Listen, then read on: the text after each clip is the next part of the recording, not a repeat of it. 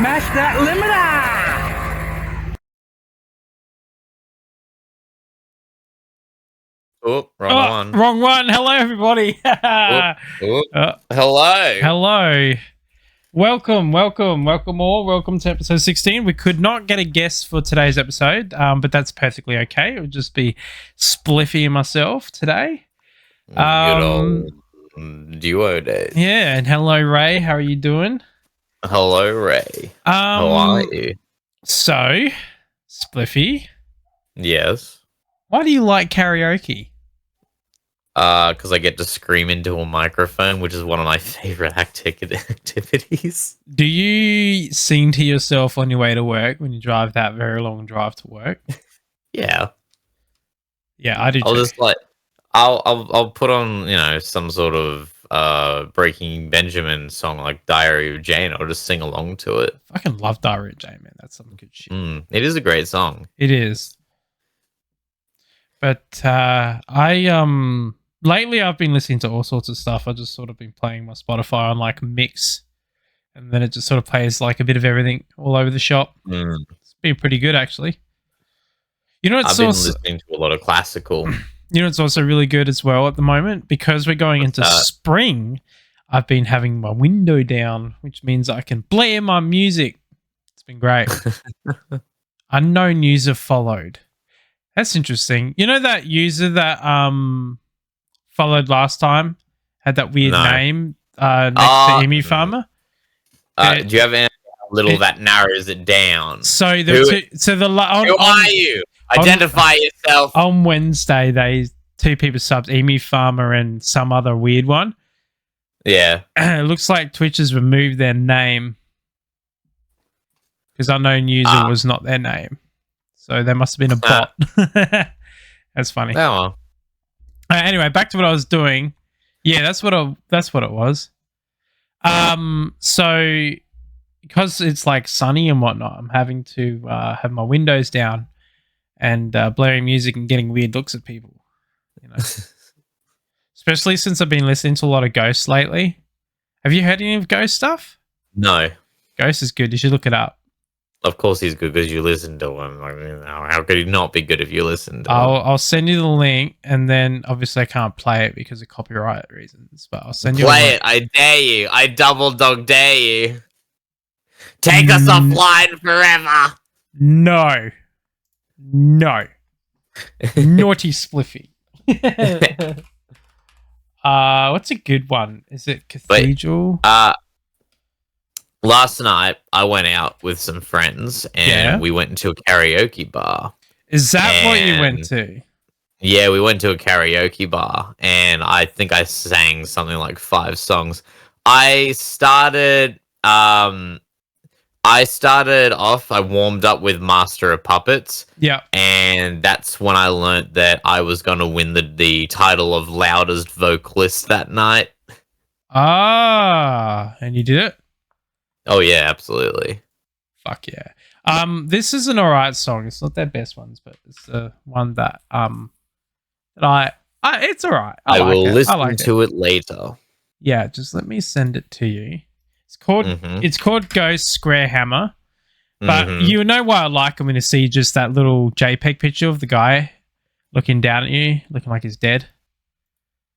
Oh, I have seen that thumbnail. I never clicked on it. Yeah, they're great. I love it.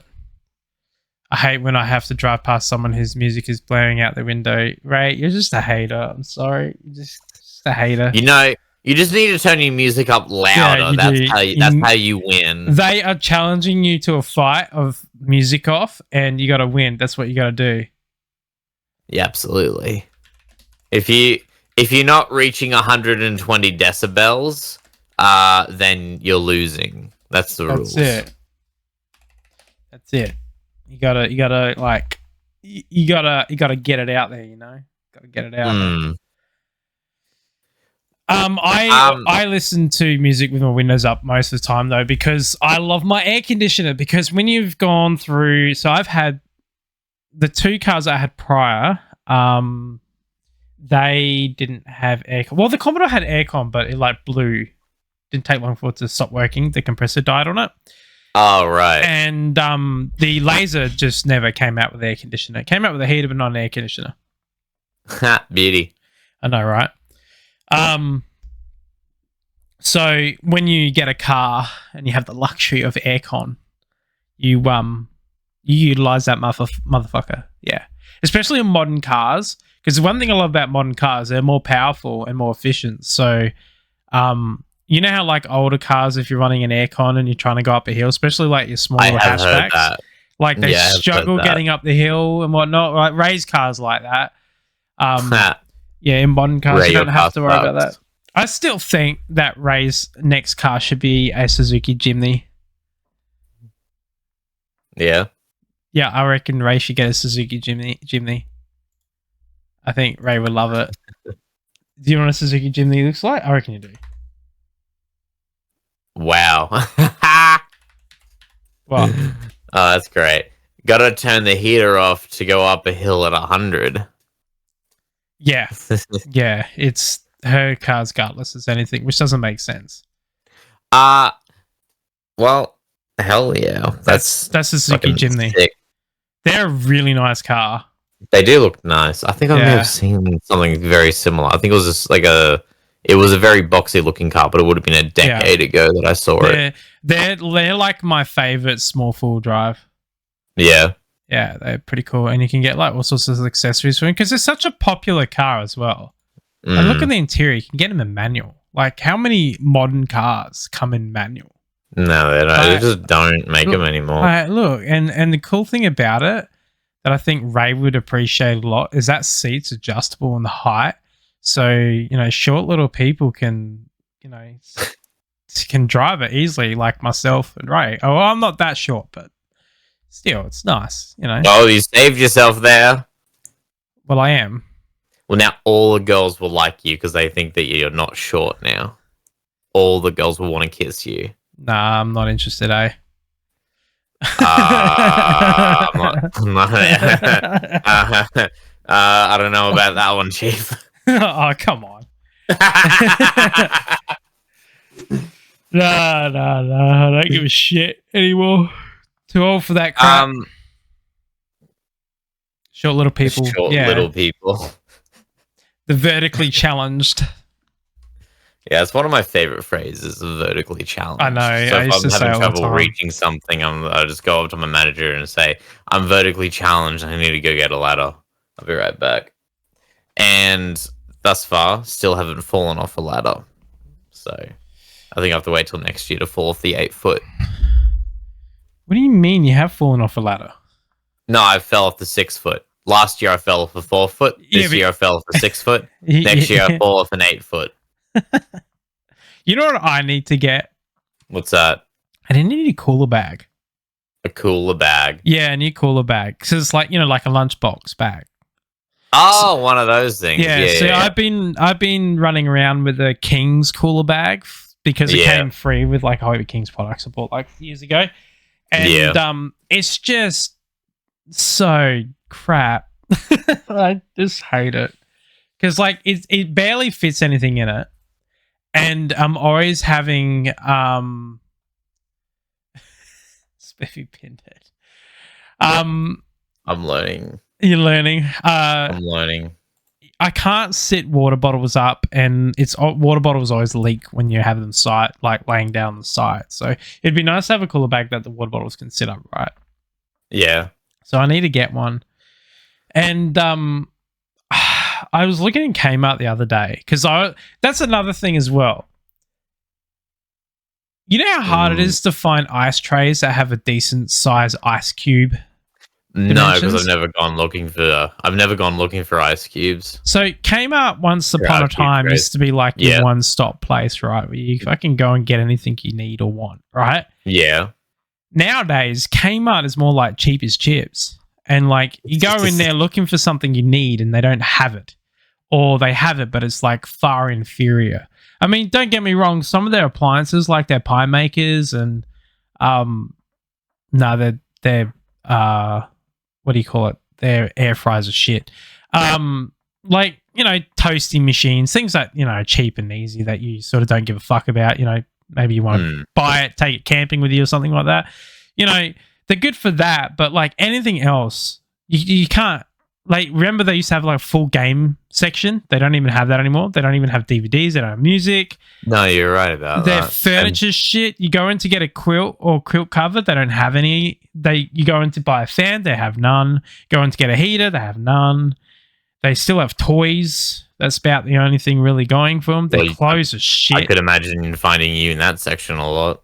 Toys, yeah, man. You got to get got to get Nerf guns, you know. Got to get your Barbie girls. Barbie girls. Barbie girls. No, I like the Nerf guns, Lego, or RC cars. Yeah, it came out as trash. So I bought 4 ice trays, right? Yeah. So then that way, because I got like a container in the freezer, it's like this big.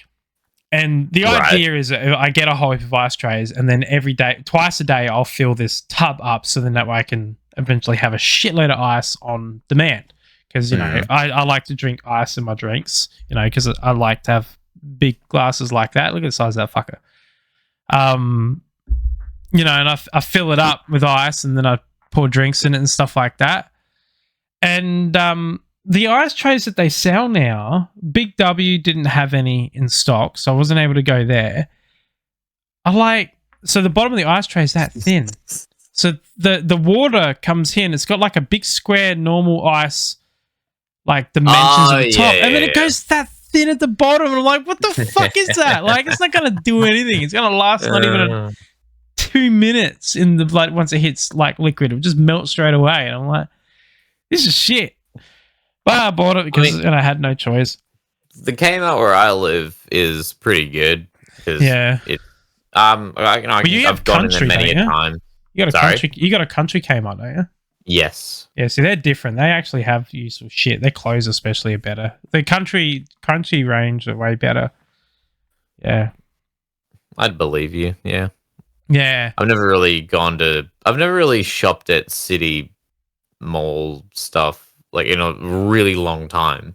I haven't gone out to like a mall like in, you know, say for example, like Penrith or Sydney. I've never done anything like that in a very long time. So whether the quality is good or not, who the hell knows? I don't. Yeah, yeah, country Kmart's pretty good. I also like the country Target as well, especially their flannelettes. They have really good flannelettes, and the jumpers that have like the real furry insides, so they look like flannelette on the outside. I think I actually have one of those. They're so comfy. Yeah, I bought one of those at an op shop in Wollongong. Yeah, and it was really, really good. Yeah. Now, what the fuck was I going on about before when I got distracted by the ice trays? There was something. There was something I was going on about, and I got distracted by ice trays. That's another thing as well. You don't like my wire management at the moment. Oh. So I saw that. So to give context, I saw that, and I'm thinking, but that is just all sorts of wrong. There is nothing correct about that at all. I mean, the fact that you got it connected is, you know, a start, but how about you make it look, you know, decent, and then, you know, not put it in a fucking conduit that's also sideways, because then what's the hell's the point?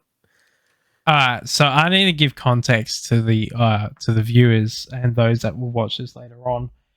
Okay, so in the office, I have set up. So I got a monitor, all the electronic setup. It is a setup. Come on, like it's temporary. I'm not going to be. This office is temporary, right? You know, it's just a temporary Everything solution. Is temporary, Hunter. Yeah, it is. Nothing lasts forever.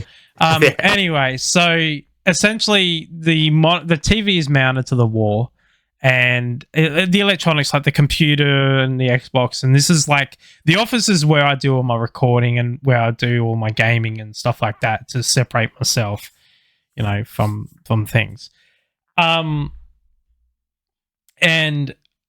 the problem is it's carpeted floor, and it's the biggest problem with it. So I can't have the power board on the ground behind the what it's all sitting on top of is a dresser, a shitty dresser. There's no clothes in it or anything. It's literally just got all my equipment stuffed in it. it's just equipment that's inside this dresser. And so I can't have the power board, and it's one of those big fuckers as well. Can't have the power board like sitting behind the dresser because it's a fire hazard. And if I did that as well, I would have to move the dresser really far out, which this is a very small space, and there's heaps of furniture and shit like that in here as well. So like I don't have the room to have it sit further out. And it was kind of an eyesore looking at it, having this power board with all these wires just going everywhere. So what I did is I went down to my local Bunnings and I bought myself it's like a big white tub that sits the power boards inside it to sort of clean up the wires. They're really good for like at home and stuff like that if you have exposed. The wires. I'm getting to it, all right? I'm getting to it. So it sits in there, all the plugs and that feed in through the back, and it hides a lot of the wires for the power board, and it does. The problem is the TV's a swivel TV. It's on a swivel mount, and so when I'm doing the podcast, I have it up against the wall, so then that way it's a nicer view than seeing all the furniture scattered everywhere and just a fucking mess. And also, when I play on PC, I have to sit on an angle as well because I can't sit straight on because there's furniture in the way. So it's not ideal, but it works. And so I got this box. Now, the problem with the TV being on swivel and having to come out is the cords need slack, and they need to be able to move. So that all the HDMI cables are plugged into the electrical appliances, and the power cable for the TV has to be able to swivel out. So what I've done is I wrapped them all in black conduit, so then that way they're at least one solid thing that comes out from under the TV, except for the power, because TVs don't give you a big enough power cord, and it pisses me off. But anyway, so what I've done is I've given enough slack to be able to swivel out, and so yes, the white box is there, and it covers up the power board and all that mess, but there's still the TV cables coming out from down below, and there's still the headset cables for the headset stand, and there's still cables for the hard drives, and there's still controllers, and then there's a laptop with all the fucking LAN cables coming out of it. And did you at least cable tie the cables to the bracket? Yeah. Yeah, the back of the TV's got its own inbuilt wire management. Yeah. Okay. Yeah. Okay, in the future, when I eventually build my own house and then have a full dedicated gaming room, which I will, it's a promise. It's a promise to myself. It's a guarantee. It's a promise. Put it into law. So even if I like take a massive dining room and just cordon it off in its own little room in the corner, and that's my gaming room, like, I'm happy with that. But what I'm going to do in the future is I'm also going to do this with like any living space stuff, is I'm going to have the TV. I'm going wall mounts 100 of the way for every single future setup that I do with TVs, because I just hate having TVs sitting on a desk. It is a pain in the ass to like get to the back of them. It is a pain in the ass to do anything with them, because like having a TV sitting on a dresser, you have to pull the whole fucking dresser out so you can get to the bottom and change out the HDMI cables or change the power, or you do something with it. And you think to yourself, oh, I'll never do it again. It's like, you'd be surprised. HDMI cables don't last forever. They do go bad. And sometimes, I don't know, you need to disconnect something or you do something. So having it on a TV mount, you can pull it out and get to it without having to move furniture around. It's just so much easier. But what I'm going to do is I'm going to have, so behind the TV, I'm going to have a power board, like an actual wall power outlet that will be behind the TV. So the TV will connect directly to that. And then I'm going to have a HDMI power outlet as well. So there will be a HDMI plug behind the TV that it plugs HDMI into. Power outlet. Did I hear that correctly? Shut up. A HDMI You doing all right? A HDMI port. Oh yeah. No, I'm not. I'm tired. I got woken up at 5 by my stupid internal body clock.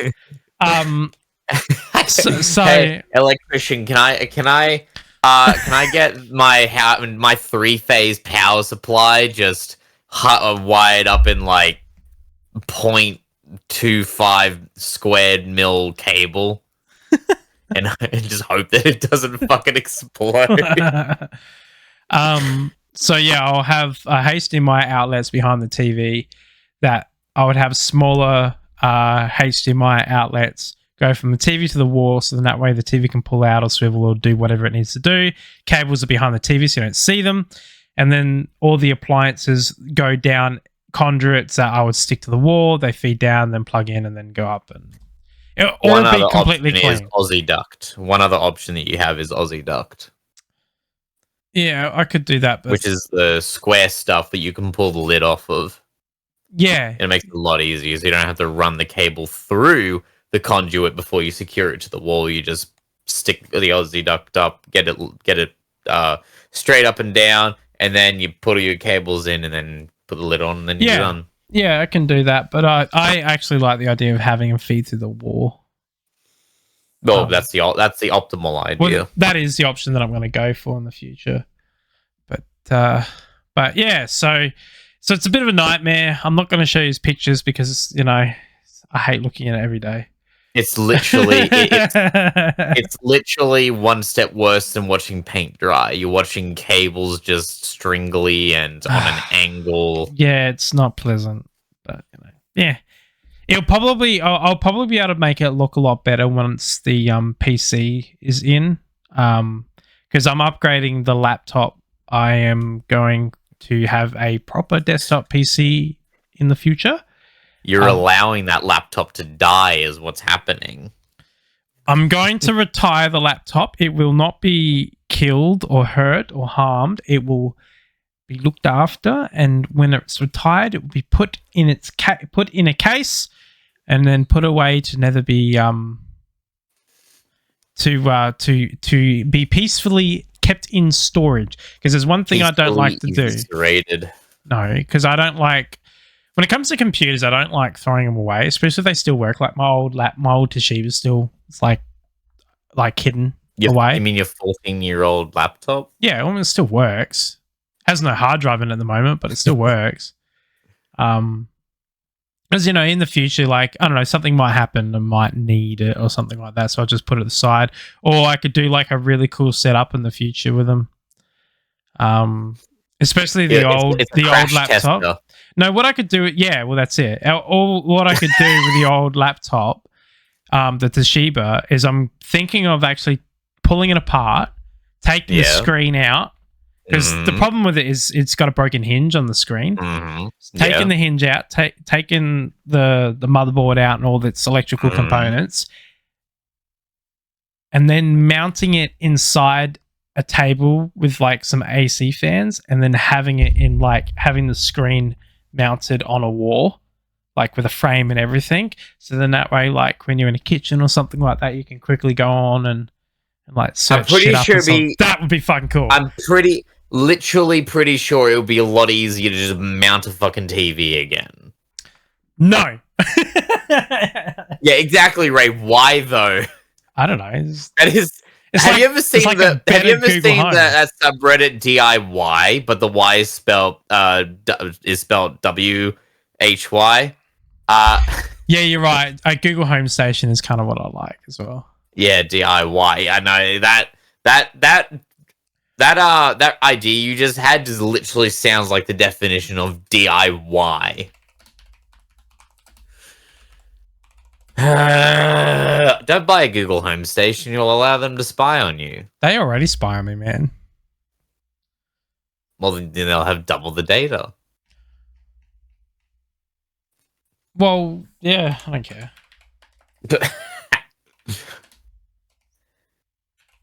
So, yeah. Continue. Ray was just we carry spyware in our pockets. What's it doing there? I like this shit. I think that looks cool. Yeah, that is pretty cool. Like how they've basically taken the internals of a computer and put them onto a wall. Yeah. Like I mean, an effigy. yeah, like I mean that is a nightmare. That one. That look. I don't like that one. That one looks shit. Oh dear. That is is an effigy. that looks horrible. That one looks good. But That's to tell other PCs to stay away. see, this is what I would do with a laptop, but a lot more small. But Well, instead the monitor would be like mounted below here. So I would take the screen for the monitor and have it there, and then have the keyboard and that. Isn't it connected to the motherboard via a ribbon cable? Certainly is, but you can always get a longer ribbon cable. No, I guess, but Yeah. I like this design. That's cool. Look at the emergency stop button. How fucking... I can't see it. That's probably good because... It's a big green one there. Yes, very... Thank you, Intel. Very cool. Big green button. That looks cool. Yeah, your head literally is in the way, too. Oh, shit, it is too, yeah. Oh my god. Alright, let me... 16 episodes, and this is what we have to show for it. We don't know where our heads are. Yeah, that's it. There Exactly. You go. The big green button, you see? The big green button. Big green button. So the big green button is the equivalent of the switch on the wall. I guess so, yeah. I just like PC builds and stuff like that. I'd love to do a custom one, but I think it's expensive as fuck. Have you ever thought about building your own computer literally from scratch? So you have to get all the transistors, get your own and PCB make and all that shit.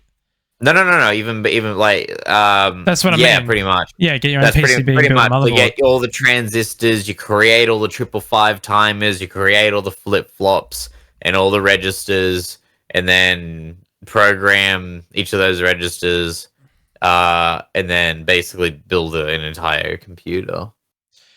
I have known people who have done it. There's a guy that I knew years ago. I haven't spoken to him in a long time, actually. But he created his own motherboard.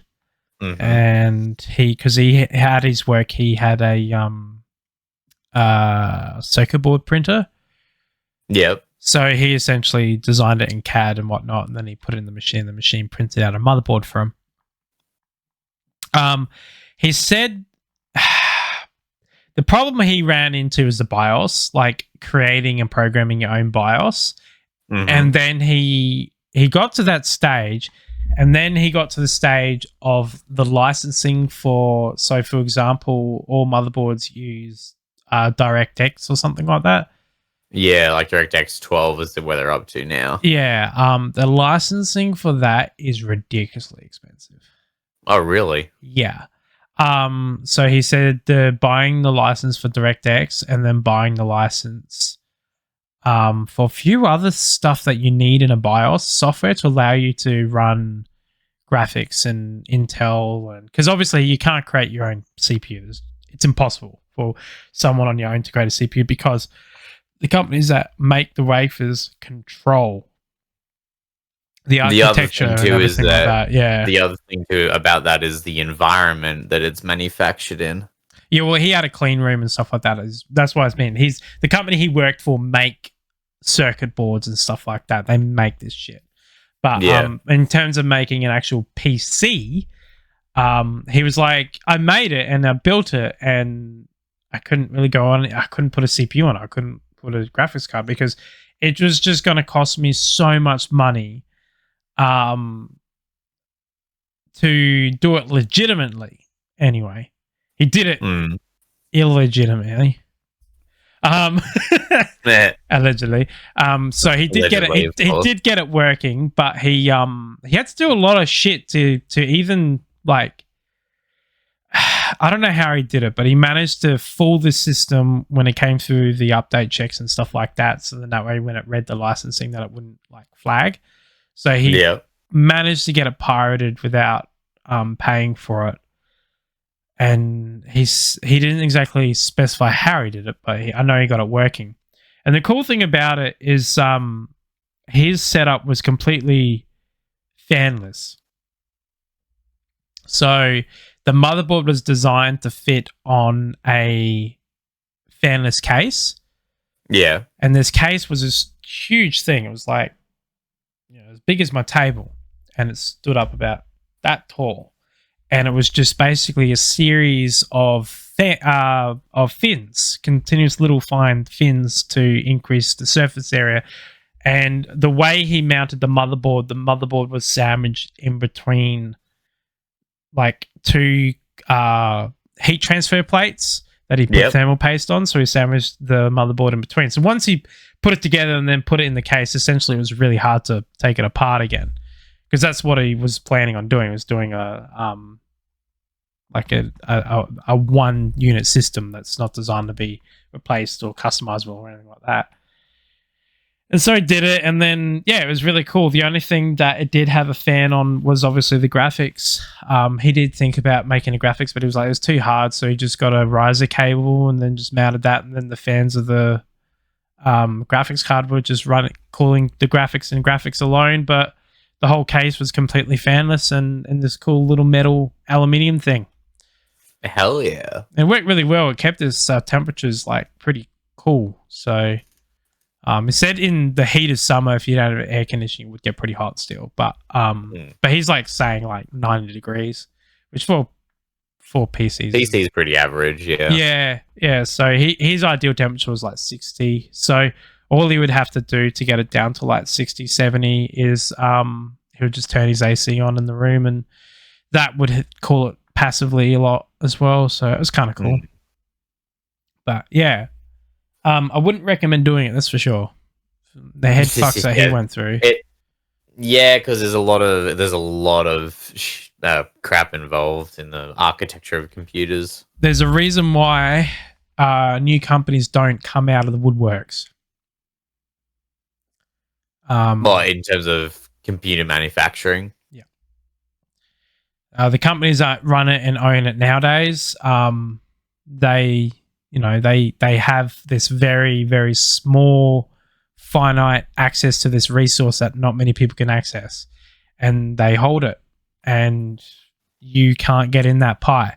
So what a lot of companies do is they do other things. They'll make cases for the components, or they'll make fans, or they'll make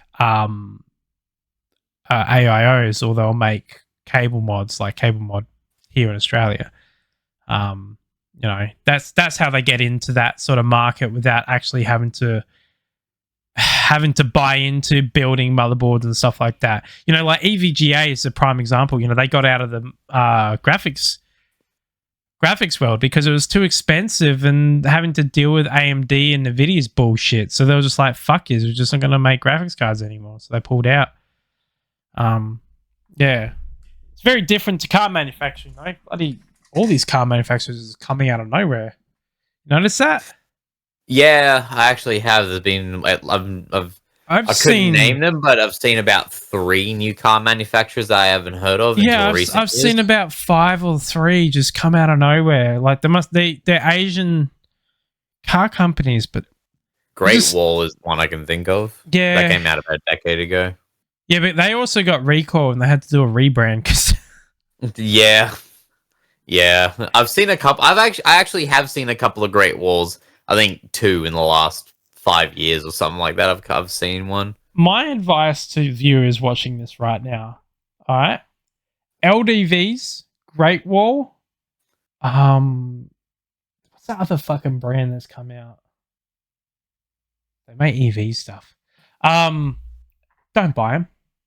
Yeah, they're cheap, but they're shit. All right, I'm going to tell you why. LDVs, for example, had a real bad problem where the car would auto accelerate. That's not good. Yeah. So like you'll be just driving along, slowing down on your brakes because they're automatic. And then it'll just accelerate on you and smash into someone in front of you. You know how many times that happened last year? That happened 12 times last year. Wow. 12. That's a lot.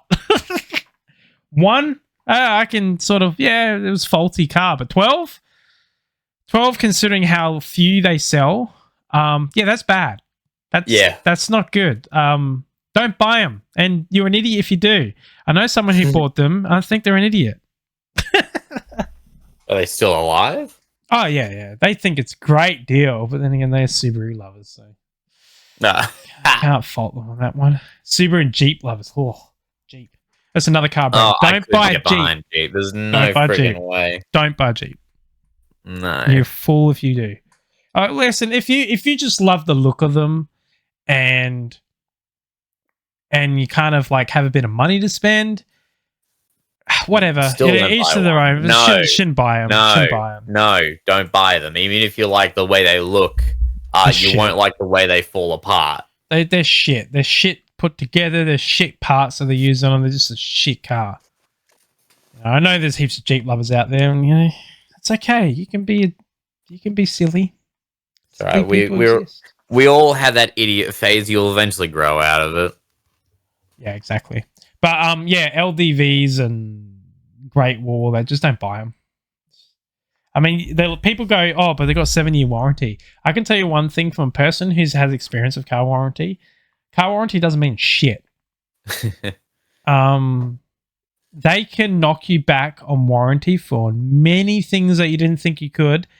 And yeah, you could fight them on it, but you're going to lose because otherwise you have to get basically the HCC involved, and that's money out of your pocket. I don't know if it's going to be worth that because not a lot of us have got money in our pocket. I mean, sometimes, yes, car warranty is handy. There's a person I know who bought a Lemon, and his car's been in warranty continuously. He had gearbox issues, he had all sorts, and yeah, they did fix it under warranty. But if he was anyone else, they would knock him back because he was so stock and didn't touch anything on the car.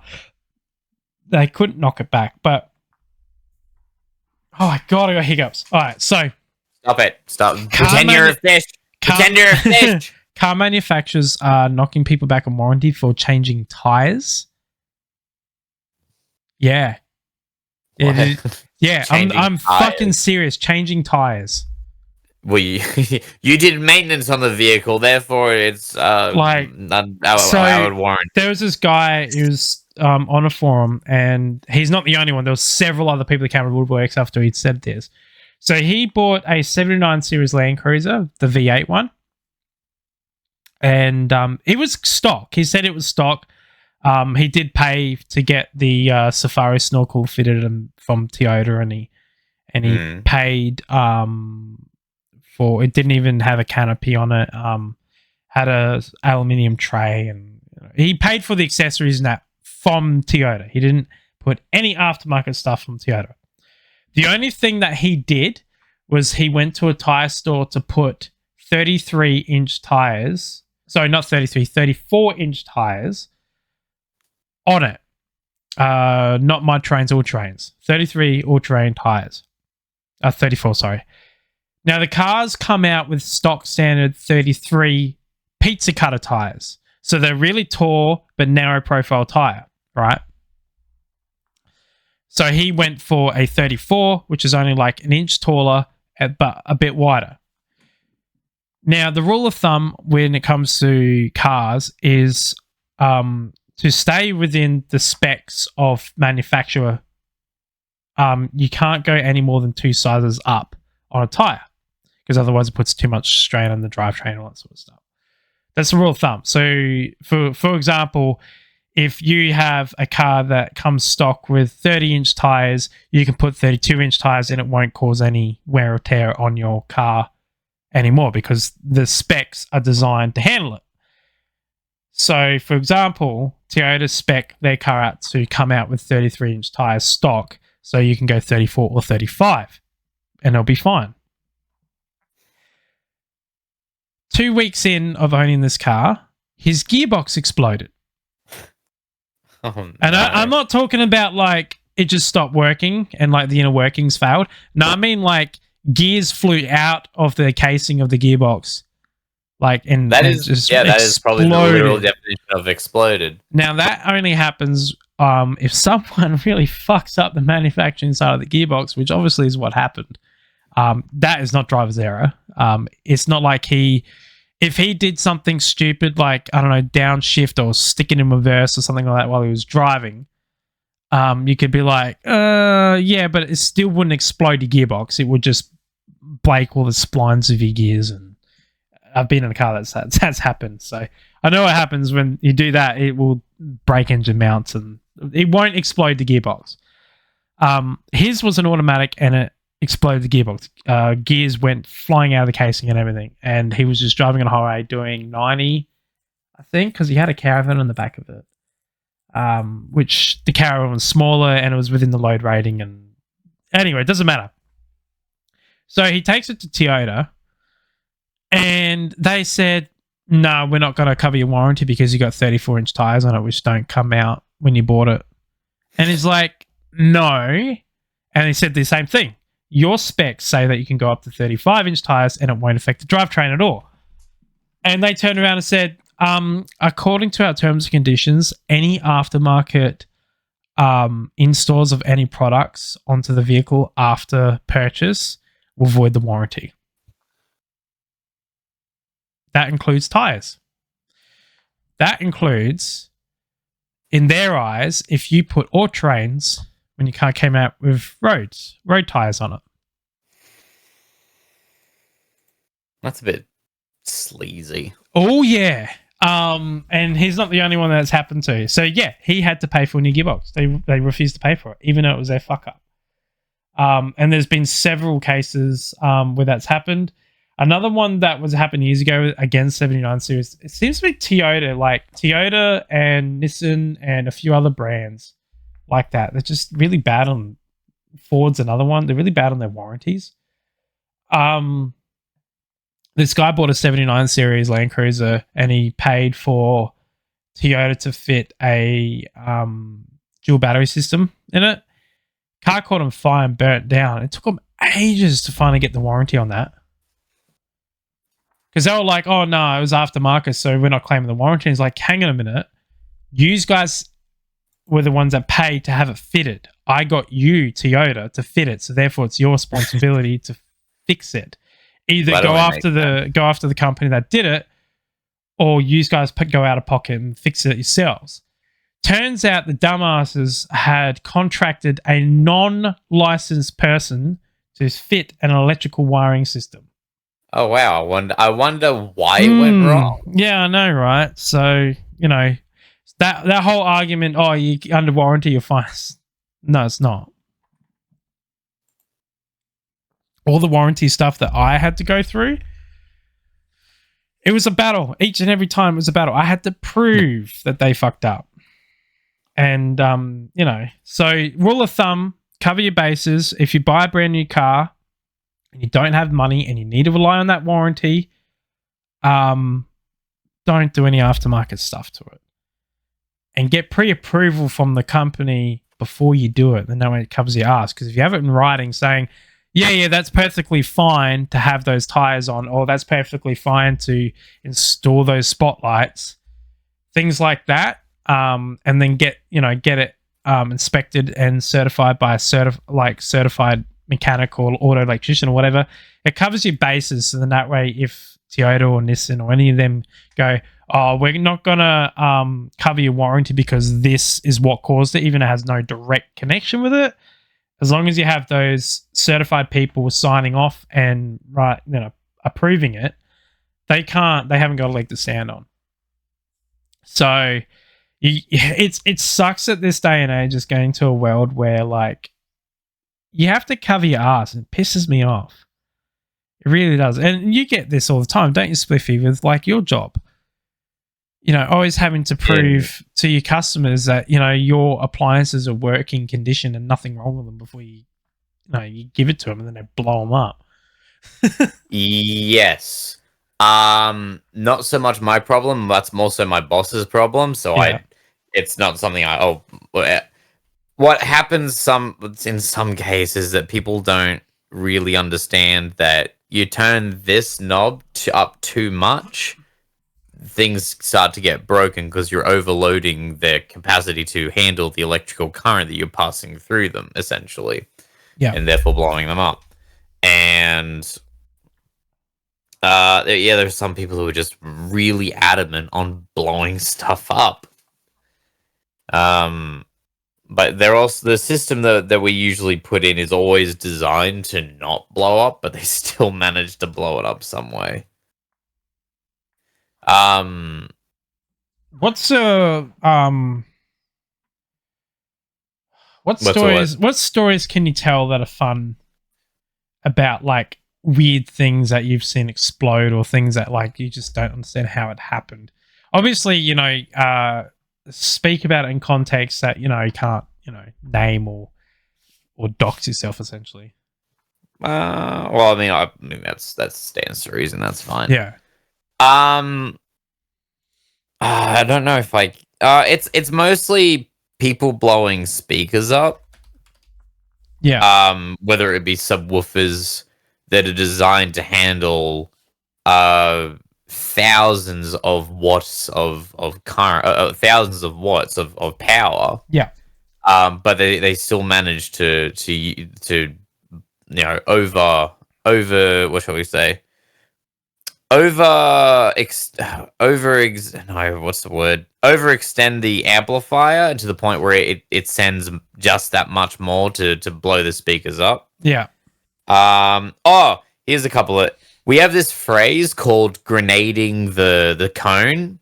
Yeah. And that's essentially when the speaker has been driven so hard and it's gone into over excursion when the speaker cone starts moving backwards and forwards beyond what the spider is designed to suspend it. Or designed to allow it. What ends up happening is that the perimeter of the woofer has actually disconnected from the suspension of the rest of the speaker. Yeah. And I've had that happen a couple of times. There was this other time where, just to give you a bit of context, there's this thing called a voice coil. That's the copper wire that's in the windings. That sits in a circular channel or circular trench, if you will, that is built into a fixed magnet, which is what produces your magnetic, is what produces a fixed magnetic field. So when you pass current through the copper wire, it'll either produce a magnetic field with a positive polarity or a negative polarity, thus giving you push and pull, which is what moves the speaker cone and then gives you your sound. Yeah. So this one speaker, it was a speaker that was that's capable of sending you death, essentially, and it's what's called an active speaker. So it has its amplifier inside of it. Yeah. It's virtually impossible to blow this damn thing up. Now, what had essentially happened is that they had overloaded the speaker to the point where the voice coil had actually fused with the magnet. And so even if you push down on the woofer, it didn't move. It was fixed in place because because it was fused in the magnet at that point. How the fuck does that happen? When you just overload the crap out of it. I beyond that, no idea. I don't know. It's I don't incredible understand. sometimes. Especially when you got file safes. Implemented to prevent that from happening. This speaker actually has a very specific failsafe, which is a heat it's like it's a heat dependent breaker. So if it detects that the speaker is getting really, really hot and being at risk of burning out, it'll cut it off. Like it will just cut the power off and let it cool down. That wasn't enough to stop them from fusing the fucking thing to the voice coil to the magnet, which is honestly more impressive than not. But it's just, it must have got really hot. Oh yeah, absolutely. Yeah. I have seen what happens to the voice coil when speakers get burnt out quite a lot, actually. Yeah. But essentially, the copper literally burns. It goes from that copper color to just charcoal black, and it looks a bit like the cardboard that looks a little bit like a miniature toilet paper roll that it's attached to or glued to. Also will have a burn mark in it as well. So it will quite literally get to a point where, you know, those cigarette lighters in your cars, Yeah. and you push them in and they glow. come out Yeah.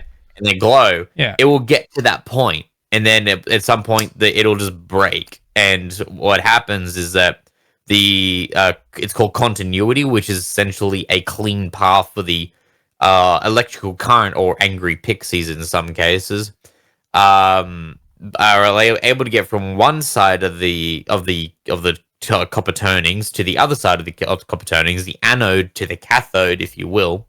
Yeah. If that continuity is broken, which happens when the speaker's voice coil is overloaded and burns out, no current will pass, and as a result, it won't produce a magnetic field, so it literally won't do anything. Yeah. Okay. Yeah, I don't understand how people can do that shit. They must be like turning all the dials up. Pretty much. That's the best guess that we have. Yeah, I don't get it. Because like even concert speakers and stuff like that, like when they turn them on, they don't really work them that hard, really. No, they're some manufacturers. There's this so what happens with speakers? So you want to do this thing called impedance matching. Yeah. So amplifiers have the capacity to go. The standard nominal impedance is 8 ohms. Yeah. So that's basically when the voice coil is in a fixed position due to the suspension and the spider. Yeah. It produces 8 ohms. If you push down on a speaker cone, it'll actually increase the resistance. It's a really interesting concept. I haven't fully understood or worked out the science behind it or why it does it. Shall I just to put it in perspective? Anyway, so what you can do is that if you put in another speaker wired in parallel to that first speaker, it will reduce the impedance, or the nominal impedance, from 8 ohms to 4 ohms. Yeah. And what that essentially means is that the amplifier is working twice as hard, because twice as many speakers produces twice as much heat, essentially. Yeah. So, So some manufacturers go with that. They just say, just stack more speakers on top of each other. You'll get more output. And your speakers will be louder, and they literally will, because they're moving more air. Yeah. So the safe standard is have 3 speakers stacked together. Yeah. And then just stop there, and then you'll be all right. And have an amplifier that can go down to 2 ohms, and you'll be fine.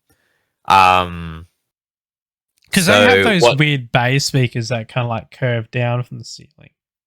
Yeah, they're called line array speakers. Yeah. There's 2 different kinds of speakers that I know of, at least. There's line array speakers, which is what you predominantly see at concerts. Yeah. And then you have your regular standard that you can get just about anywhere, called point source. And the difference is that the line arrays, the speakers are designed to be twice as loud as your point source. So stack 3 speakers on top of each other, use an amplifier that's rated for 2 ohms, so it can dissipate the heat correctly and more effectively to be able to actually drive that low. Some manufacturers are okay with that. There are manufacturers who don't like doing that. What they prefer to do is they like to freakishly over-engineer the speakers to be as sensitive as humanly possible. So sensitivity is decibels at 1 meter per millivolt. A millivolt amp, I think, is what the measurement is. But essentially, the if you can reach that decibel with less voltage, then the speaker's more efficient, obviously. So they just basically go hard on the speaker efficiency to basically allow you to get louder that way, as opposed to stacking speakers on top of each other. Yeah. And just and they're just, get an amplifier that's rated to be able to handle all those speakers. So that would have 1, 2, 3, 4, 5, 6. That would have 2 channels of amplification. Yeah. So if you got if you had a stereo channel, if you had a stereo amplifier, or 2-channel amplifier, that it could do that one stack. But then you've got the other side. Yeah. The other stack, and then all your subs. So that would probably consist of like 4 amplifiers in total to get all that entire stage to produce sound. Because it's pretty crazy. Like when you stand in front of those speakers, you can physically feel the vibrations coming through. It's crazy. Yes, from what I understand, those speakers. It's been literally years since I last looked at any of the specs, but I think they get to something like 160 decibels. Yeah. Which, by the way, 120 decibels is enough to. It may have been 143. I think it was 143 decibels, but keep in mind, 120 decibels after about 1.5 seconds is enough to do permanent hearing damage.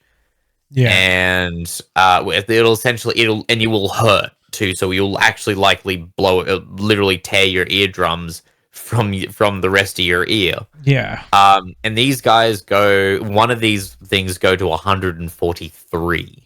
They tried that. When was it? I think it was in the 80s. They tried using sound weapons as a way to incapacitate enemies and soldiers on the field. And they made this giant fucking speaker that produced a low frequency sound that was essentially high enough to blow eardrums. Right. Far out. Yeah, it was called a sound gun or something like that. They were testing it and whatnot. It did work, but people were very people were not very keen on that. No, because I would imagine that'd be really expensive to make, because you'd need a lot of. No, I don't think it was very expensive to make. I mean, they do use them still to this day. I'll show you pictures. Like, how big is big? Oh, they're not like massive, but in the early days they were fucking huge. But I'd imagine they'd be about the size of the building. Like. Yeah, they're focused. They got a focus beam. Right. So, like, you got some here on the tanks, and law enforcement use them and stuff like that. Right. Got that big fucking one there. But basically, it produced a low frequency sonic to essentially incapacitate you. So, like, it makes your head throb and your ears hurt, and the whole works. But it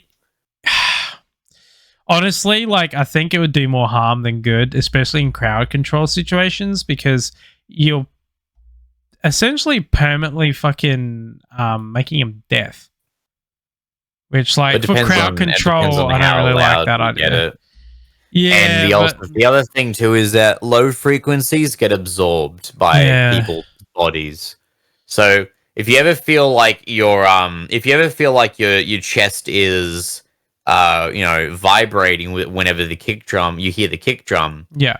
And so that's basically your body literally absorbing the energy from that low frequency. Yeah. And when you have yourself and like 5,000 other people, that starts to add up. Yeah. So I reckon if dinosaurs were still alive, I'd be very scared of them. Because where the fuck did that come from? No. This is actually perfectly in context. All right. So okay, I'll let you continue, I guess. Right. So dinosaurs didn't have a voice box. Yeah, they didn't have a voice box. No, voice boxes in animals is actually a recent evolutionary thing. Right. particularly in birds. So they wouldn't produce like sounds like birds make or what we make or what any other animals. They produce sounds like what emus and cassowaries make, because emus and cassowaries don't have a voice box either. They've got it's called something else. I can't Not remember too off the top of my dissimilar head. of what you'd hear from the velociraptors in Jurassic Park. Am I getting that right? Like with the deep Or- rumble noise that they make. No, more like Of a car. Yeah, more like, a hissing noise or something like that. Yeah, they would make Yeah. that. Yeah. So what they do is they essentially. So dinosaurs had hollow bones and had air bladders all through their bones. That's why they got so big, because their bones were hollow and honeycombed, and they had air sacs inside all through their bones to make them lighter. So Right. yeah, they were massive, but they also were full of air to help them buoyant, to help them move, essentially. So like T-Rex and all of them had air bladders to sort of help dissipate their weight evenly and help keep them balanced. So they didn't have voice boxes, and so they were theorized to make basically low frequency rumbles to communicate and ward off threats. Mhm. So essentially, just imagine an animal that weighs 3 tons Yeah. sneaking up to you, because they would be quiet. You wouldn't hear them walk. People think that these giant, Jurassic Park had this sort of, that dung, dung, and then you see the water move and all that shit. No, that would not happen. You wouldn't know they were there. These animals would be deadly quiet, and for such a big animal, you would not hear them move. Because when you think about elephants, if you ever go to Africa or hear elephants, you don't hear them. They move so silently through the jungle and through the savannas, you do not hear them. You see them before you hear them. Or they make a trumpeting noise when they want to reveal themselves or something like that. So like if an elephant or giraffe can walk around and you not even bloody hear them, imagine a theropod dinosaur that literally has air in its bones and an ankle that is designed to cushion as much impact as possible, like a spring. Imagine, and then toes, because, they would sit like this, like an ostrich. So they sit on their toes like that. So that is a spring. And then this ankle joint here is a spring as well. And then they don't bloody have a voice box. So like you wouldn't hear them breathe. You wouldn't hear them talk. Like that would be so silent. And then you just feel this rumble through your body, like what you're just saying, the low frequencies. Mm-hmm. And you feel that, and then you try and like look where it is, and then you turn around and there's this 3-ton fucking dinosaur looking at you, looking very hungry. So like Hollywood actually do not do dinosaurs justice. They would have been a hell of a lot more scary in real life. They would have been way more scary. Could you imagine if someone went through Jurassic Park and removed all the sound effects for the all the Foley for all the dinosaur steps? It would be so fucking funny because everyone's thinking, hang on, what the hell's wrong with this dinosaur? Why can't you like see something run past blitzing fast like a velociraptor, and it's just silent. You're thinking, hang on, something's not right. Yeah, because that's actually something that people can't cope with when watching a movie. Is if something's on screen but it's not making noise, you're thinking, hang on, that's not right. That's why I liked Aliens so much, because like when the aliens would sneak up to the predator, like you didn't hear them. And it's like, well, yeah, a creature like that, an apex predator like that would be deadly silent. Like lions and tigers, they don't make noises when they're hunting. You watch their animals and it's like, they don't know they're there. Like, I can see him in the bushes. He's sticking out like a sore thumb, but they don't notice him because they're not making any noise. And then they're downwind from scent, so they can't smell them. They're looking, but like when they look around, they don't see them because they're camouflaged. We notice them because our vision's actually a lot better than what herbivores is. But it's I think that's more scary to me, that animals can walk around silently. Like even an elephant, man. How the fuck is something so big so quiet? Evolution. Like, yeah. Oh, And could what you imagine mammoths? Because you'd have that plus the added effect of snow, because snow is an incredible sound absorber. And then So you then also you just got see that these fucking figures. fur. Yeah. That So you thick see all these fur. figures just walking across, like right next to you, and they're just silent as, and you're just thinking, Yeah. that doesn't make sense. I wonder how. So, elephants are cool in the sense that, like, you got your Asian elephants and then you got your African elephants.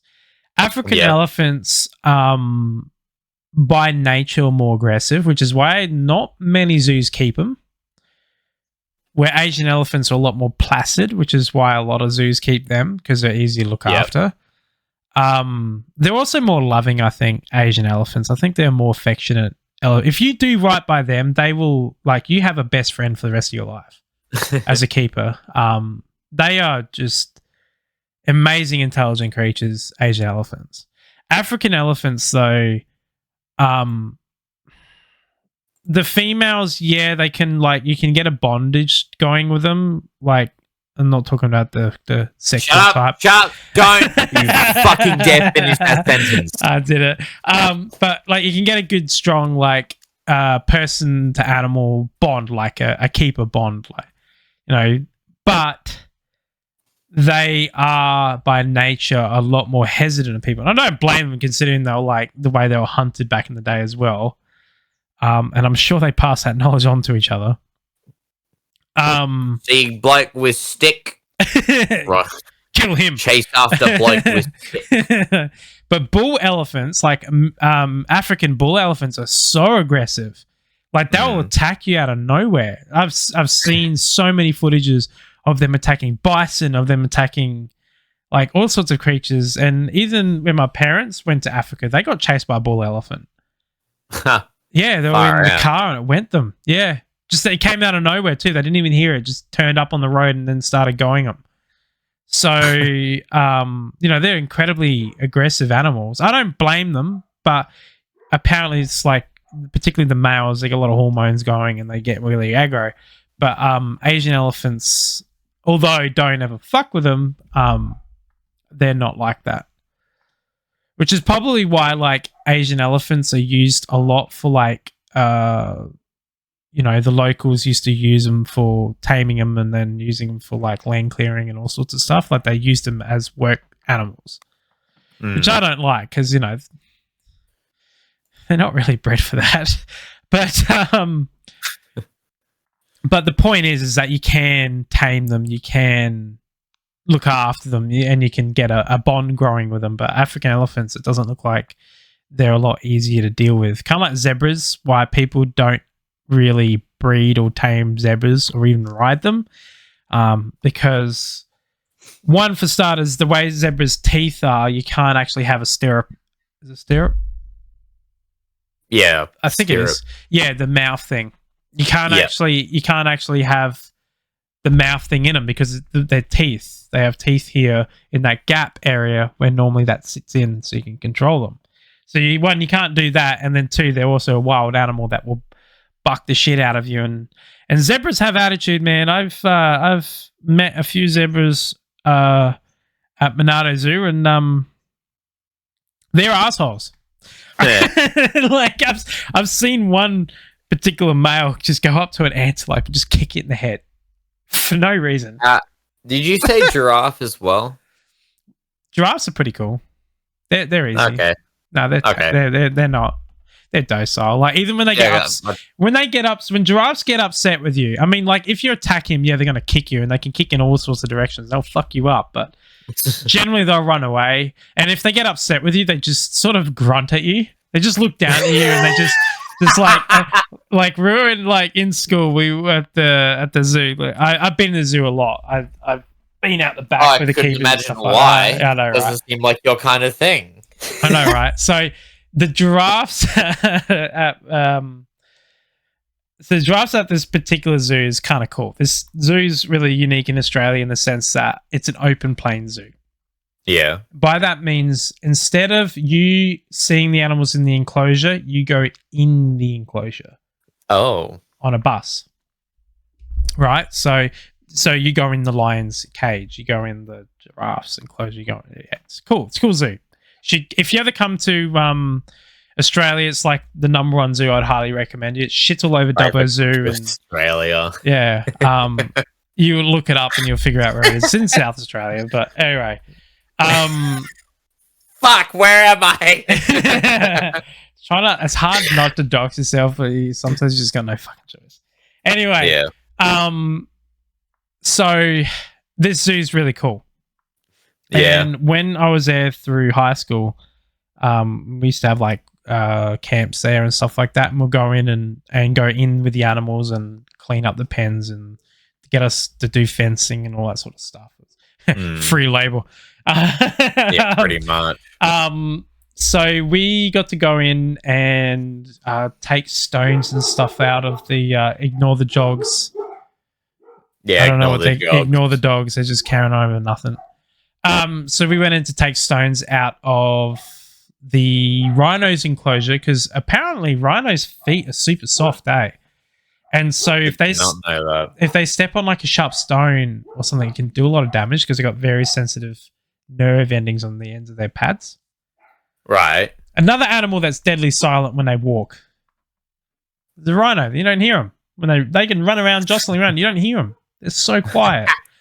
Anyway, so we were in there cleaning all that out, and it was really good fun. Got to, have a play with the baby white rhino, and he was just like running around and like doing little whirlies and stuff like that. And then after that, we went to the giraffe enclosure, and they've got Mongolian horses in with them and a few antelope species and stuff like that. Anyway, so we're in there. And we're in the back of a trailer as well when we're doing all this. We're not in like a bus or anything like the tourists are. So we're completely open, exposed to the animals and whatnot. But they're all friendly.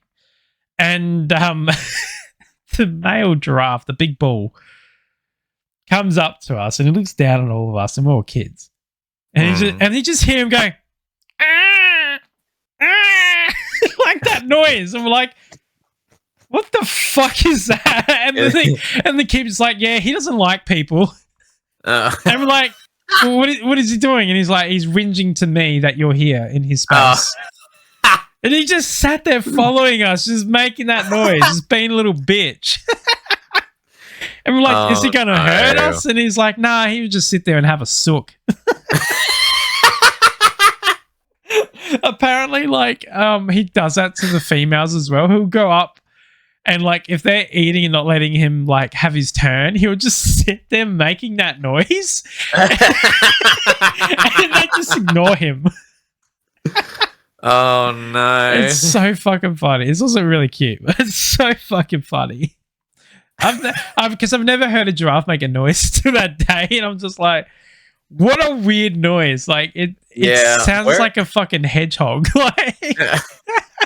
Where were the voice boxes located? In their throat, like a normal marsupial. Not marsupial, mammal. Their throats are pretty long. Whereabouts in their throat is their gearbox located? A giraffe, atomic, and their skeletal. Like towards the top or the bottom? It's here. Their biology and skeletal structure is exactly the same as any other mammal. No, I'm so, if I were to climb down a giraffe's throat, it wouldn't take me long to get to the. It wouldn't take me long to get to the. So you got, okay, so this is there. So you got the chin, and then the voice box is here, and you can see it. Oh, okay. Yeah. Could you imagine if that was like all the way down to their chest? Their voice would be so deep. Yeah, I know. Yeah, they have the exact same bones in their neck as humans or any other mammal does. The difference same number? Yeah, same number. It's just the elongated. That's it. The spine vertebrae is longer, bigger. That's it. Same with whales. Right. Whales have every single marsupial and mammal, and just mammals in general, and all the branches are all related. You got to remember that we all have the exact same number of bones in our bodies, except for obviously like your hoofed animals, because the toes are, fingers, the phalanges and whatnot. Like that is what becomes the hoof. So the ankle is still there. All this is all the same. The only thing is like the digits and whatnot, they're different. But they have the same rib cage number. They have the same vertebrae. Yeah, it's all the same, really. We all originated from basically one species and diverged out into multiple branches. So if the way I look at it when it comes to evolution, right? So people think, oh, we all came from monkeys. No, we didn't. Okay, so how do I explain this in simple terms? We came from spinal cords. You have one species, right? Yeah. One species, but there were millions of them that evolved from bacteria and then so on and so forth, or fish. So there were millions of fish. And millions of fish of the same characteristics lived in different environments. Over time, through the natural selection, they will mutate and evolve adaptations that best suit that environment, because if they don't have the adaptation that suits the environment, they will die and therefore not breed on, therefore not pass on their traits. That's how evolution works. So over time, those adaptations, and I'm talking like millions of years time. I'm not talking about like thousands of years, millions of years time. Those branches will diverge so much that they're actually completely different species and look completely different. You can see this in dog breeds. Over the centuries, we have bred dogs so vastly different. Yes, they are the same species. Yes, they can interbreed and whatnot, so therefore they're not separate species but different breed. But they are so vastly different that you can see it. And dogs are a great representation of how evolution works. So that's how mammals came to be, essentially, and animals in general, is that we all diverged from a species of amphibious creature, and then the adaptations changed over time and then diverged out into what is the modern world now. Hell yeah. Yeah. People that, denote that or put it down or whatnot, they're kind of ignorant, because like you can believe in what you want. There's nothing wrong with that, but you can't deny you can actually physically see it in this day and age. We have history of living animals in terms of taxidermy bodies, and we can see the changes over time, which shows evolution. And they go, oh yeah, but humans did that. And I'm like, what's the difference between us doing it and then just a long period of time of the environment doing it? Yeah, there's no difference. So, because it's the iteration. Is it the iterations or just simply the time that? Because does evolution is evolution a function of time or iteration? So, say for example, if I took an animal or a species and just let it breed, however many times at once over say 1,000 years. Yeah. But let's just say, for example, I count the number of times that it actually did breed, and I compact it down into about, let's try not to be unethical, let's just say 100 years. Does that mean that species is going to evolve at 10 times the rate? Because you're talking about species. So there's two different types of species in terms of breeding, right? Right. So there's what you call R-selected species, which are like your rodents and stuff like that. So their strategy is to breed in numbers. So they can breed mass amount of numbers and boom in population very quickly. But they also have a short lifespan. G'day. Is that person a fake person? I don't know, because it says fake at the beginning of the name. Fake Incision W. I guess we're about to find out. Hello, Fake Incision W. Hello, thanks for the follow. So, I'm not too sure I think they're not legitimate, because I don't like. Okay. Because I'll find out. The view meter hasn't gone up and their name literally says fake. Fake so I don't Incision know. W if you're real. Thank you. Write a message that says Spliffy is the bestest ever. Yeah, if you're not real, then you're obviously a bot, and you'll be gone eventually anyway. Anyway, it doesn't matter. So no, I think you misunderstood what I mean, right? So I don't care. Like, with your rat example, I don't care how many rats are in a litter. I just take one of those rats and get it to breed again. I just keep doing that to the same number of times in 100 years as, say for example, I took a different population of rats and let them breed however whatever over 1,000 years. But it's the iterations that I'm curious about as opposed to the time. That's exactly what I'm trying to get at. So our selected species will display changes in their biology a lot faster because of the iterations, like you said. Right. Than a species that are... Fuck, what are they called again? I always remember the R selectors. The humans, animals that invest time and effort into their offspring. So that's the difference. There's two different types of breeding in the world. There's R selected, which is by numbers, so mass amount, and hopefully one survives. And then there's investment, and that is raising one or two animals and putting a lot of time and effort rearing them up, and like birds, humans. There's a lot of species that do this. Right. So the argument is if you put resources into this offspring, it will have a high success rate of breeding and succeeding and then living on and passing your genetics onwards, where R selectors like by numbers. So because of that, obviously an R selected species is going to have more iterations because, like, for example, guinea pigs can breed after 3 weeks of being born. So they're going to be able to breed a hell of a lot faster than, say, I think it's S species, S class. I don't know. I can't. It doesn't matter. So you're right in that. If a species like even a virus is a good example. A virus breeds really quickly and changes really quickly. The flu virus last week is different to the flu virus this week. That's how quick they change.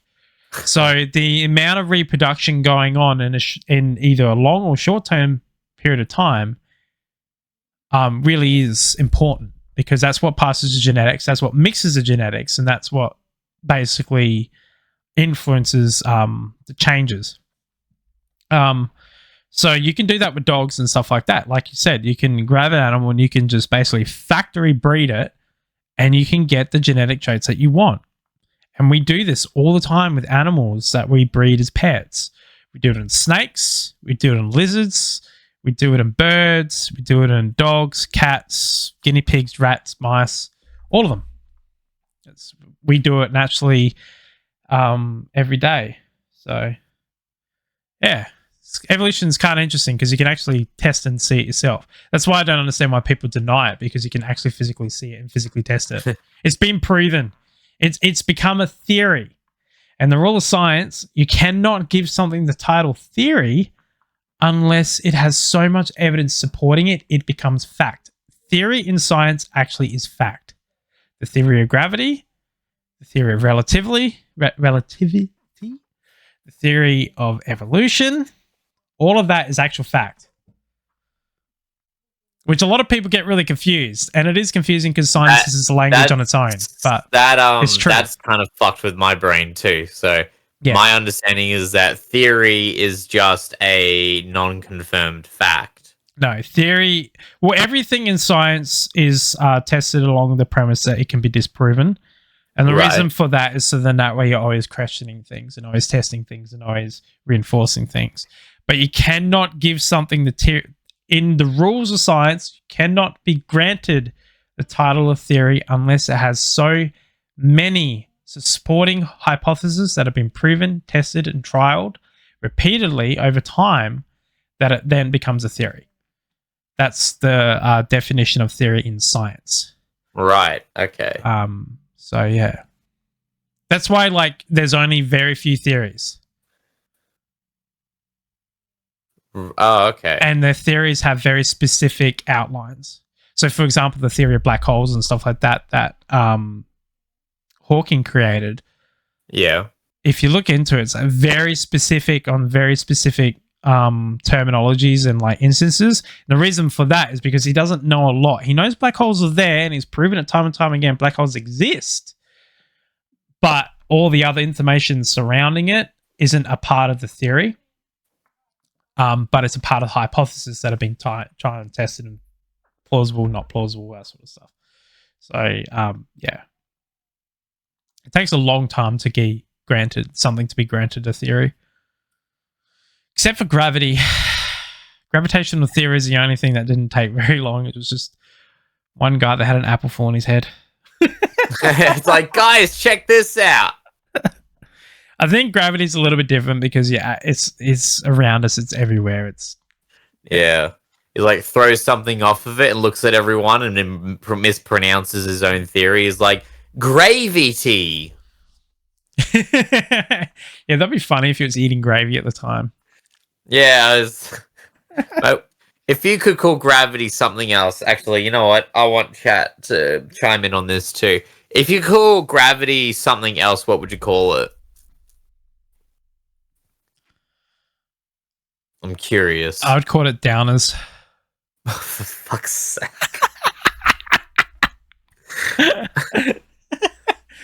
Oh my god, fucking downers. I had a fight with it again. For fuck's sake. In a way, I think I've just regretted asking that fucking Hey, question. Ray, if you're listening, can you clip that? Just I think it's a great fucking... I think that would be a great name, Downers. We are on a list. There's no... I mean, we're probably already on a list anyway, let's face it. Mate, at this point, I have them sitting out the front listening to me, so you know. Yeah. with my Google's like sending information. Go, this guy's crazy. He's spouting radical heretic ideas like evolution on our people. But Did you know that like 70% of Americans don't believe evolution's a thing? 70%. is there a correlation between that and Religion? Yeah, fucking oath it is.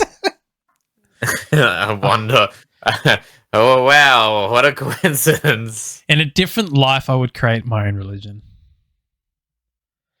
In a different life, I would have. I have created my own religion. Oh, yeah. Okay, we're going to talk about religion for 5 minutes. Oh yeah. Okay. Have you ever heard of the flying spaghetti monster? Yes, I think everybody has at some stage. I have what is essentially the Bible of the flying spaghetti monster. What is it called? The Gospel of the Flying Spaghetti Monster. I love that name. I fucking love that book. I tried reading it. I was literally in tears laughing. It was fucking hilarious. Because it was written by a bunch of bloody college students, wasn't it, as a joke? I don't know. I don't care who wrote it. I don't care who wrote it. All I care is the fact that it was written in the manner that it was, because it is fucking funny. I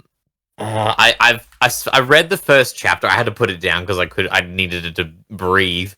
I read the first chapter and it was so funny. So there's this concept called intelligent design, which essentially, so you know how people have gotten taller over time. Yeah. So that's not because of evolution. Yeah. It's or gravity or whatnot. Basically, what's happening is that the flying spaghetti monster he wants to love all of us, but the problem is that the world is spinning so fast that we would just fly off the earth if he didn't hold us down with his spaghetti tendrils.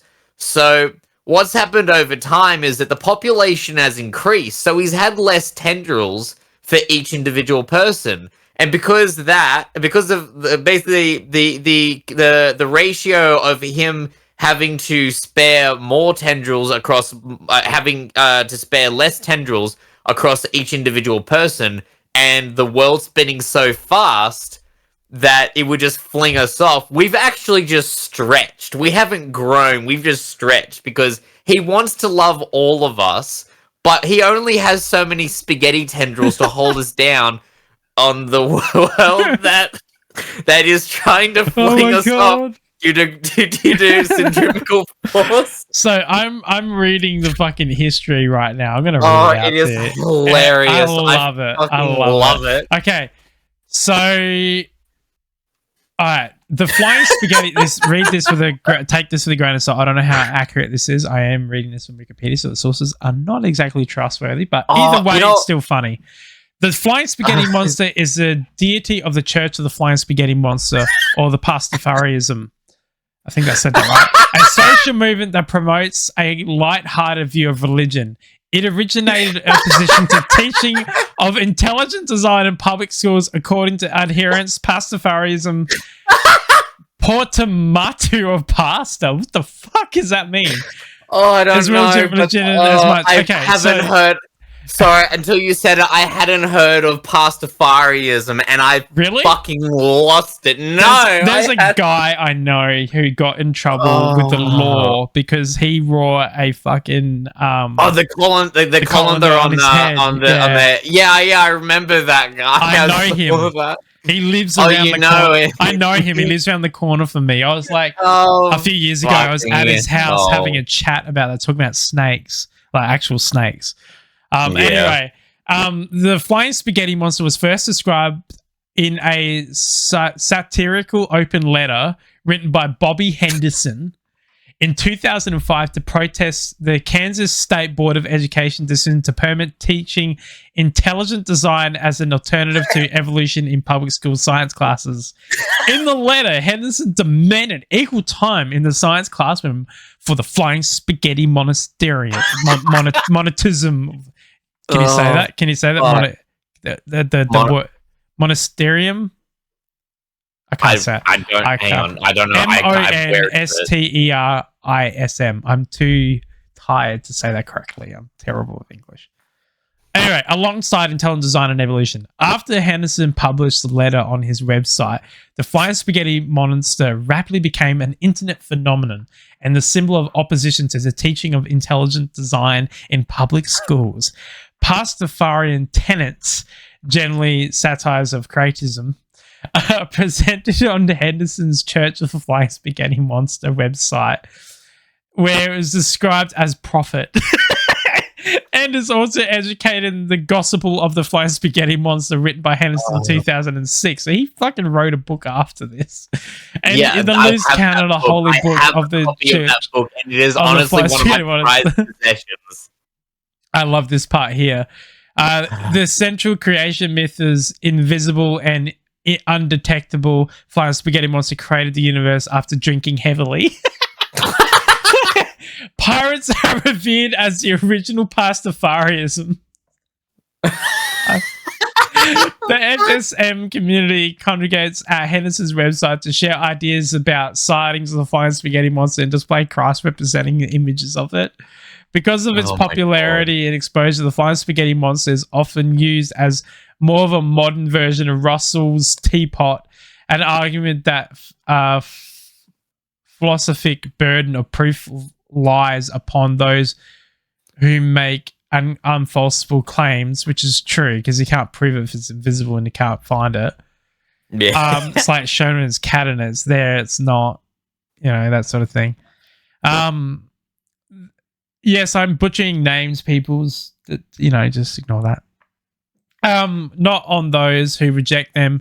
Pastafarians have engaged in disputes with creatisms, including in Polk Country, Florida, where they played a role in discerning the local school board from adopting new rules on teaching evolution. That's funny. And it's funny, like, the scientific community praise it, which is true, because, like, when I was going through uni, we all loved the flying spaghetti monster. In fact, I think every single science lab had a book of the Bible there, of the the Gospel of the Flying Spaghetti Monster. I reckon I saw one at each lab, which was hilarious. Yeah. Oh, that's incredible. It was so funny. Oh, man. Yeah.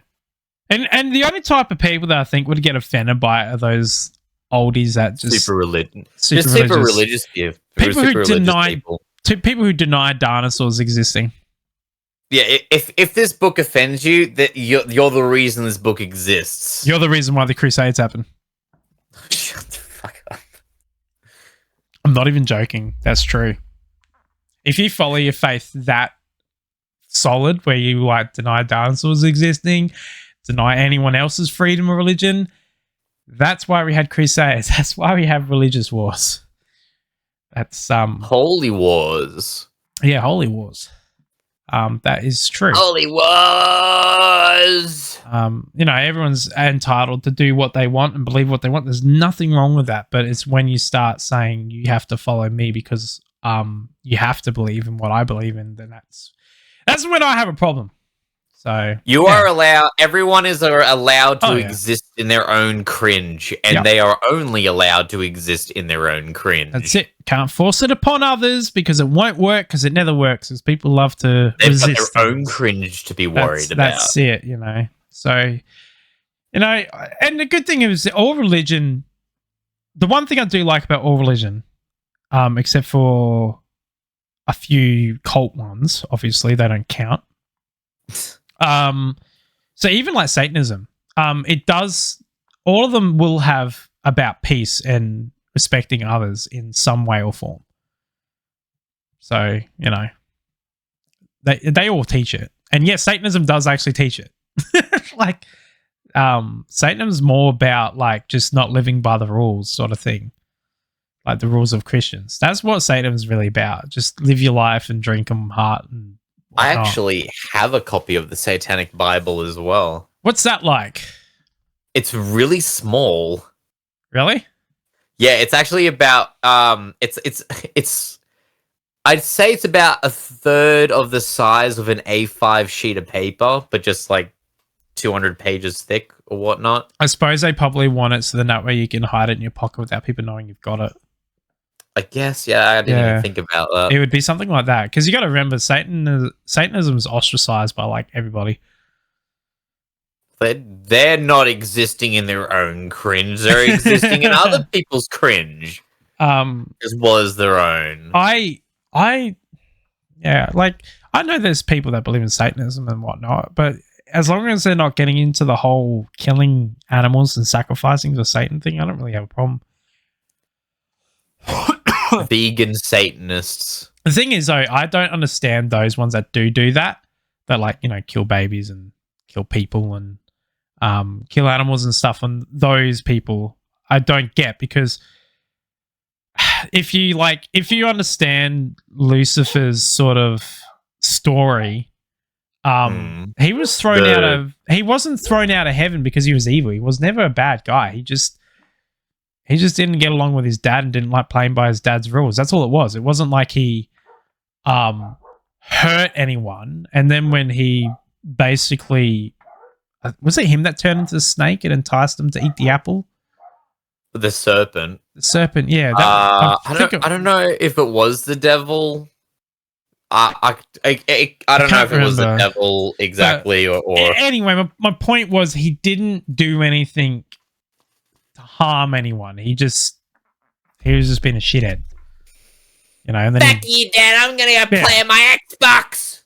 So, like, if his story was real, I don't think he's the sort of person that would want you to, I don't know, slaughter people in his name. Doesn't really come across as that sort of type of being, really, if you go by the stories. So. I'm not a Satanist. I don't believe in any religion at all. I'm not even an atheist. I am me. I don't have a label or anything. I don't care. People say, "Oh, you're an atheist." I'm like, yeah, but that's still believing in something. You're a nihilist. I'm not. I don't even a nihilist. A nihilist is the firm belief of nothing. See, that's not true as well, because I'm not the firm belief of nothing. I just live life. So you're an absurdist. I don't... Stop giving me titles!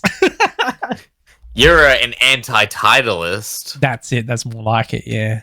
which is a title in of itself. Yeah, I know. Shut up.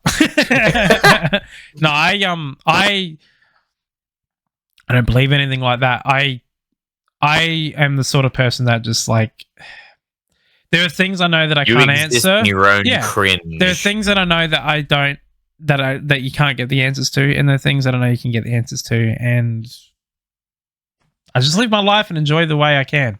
That's all that matters to me. All that other stuff doesn't matter. Really doesn't. It matters living, and then when you die, well, it doesn't matter anymore, does it? Because you're dead. So, too many people in this day and age worry about what comes after. They should worry about what comes first. So yeah, that's the way I look at it. Well, you know what I have to say What? about that? Fucking cringe! Yeah, like my Jurassic Park top. Do you like it? Oh, actually, that is so topical. Imagine we accidentally get onto a topic about, that's labeled on your shirt. Oh, really? Yes. What's your favorite Jurassic Park? My favorite Jurassic Park? Yeah. I think number 3 was my favorite. Oh, really? Yeah. Because I remember when I was a kid, I used to be incredibly enthusiastic about the army, to the point where my granddad thought I was going to end up in the army. Oh, really? So in the end of Jurassic Park 3, all the army people rock up on the spoilers, by the way. They live. Yeah. So when at the end of the movie, the army people just drive up onto the beach with their amphibious armored personnel and their assault rifles, and I'm thinking, this is pretty cool. Yeah. I like this now. Oh, and was that number 2? No, that was number 3. The beginning of 3 was just so much more confrontational in terms of like the aeroplane being literally ripped in half by that big Spinosaurus aegypticus, and there was a lot of blood as well. Just by the way. Oh, really? Yeah. I suppose there was a bit, especially that scene where the Velociraptor like punches his back. Do you remember that? I remember that scene. Yeah, like they set the trap and the guy's on the ground. They're trying to like get away from the Velociraptors, yes. and yeah, and, I wouldn't say disables him. Yeah. Oh, yeah, okay. Now I remember. Yeah, that was pretty crazy. Yeah. Made disabled by Velociraptor. Fucking crazy adventures of B. Yeah. So my favorite is number 1. Number 1? Oh, sounds about right. Is that because Australian Dinosaur Man is main protagonist? What do you mean? He's not Australian. Tim Allen. Yeah, he's a Kiwi. No, not Tim Allen. Oh, I didn't know that. I thought it was Australian. Yeah, he's a Kiwi. No, okay. Is it because Kiwi Dinosaur Man is main protagonist? Is that why you like number 1 more?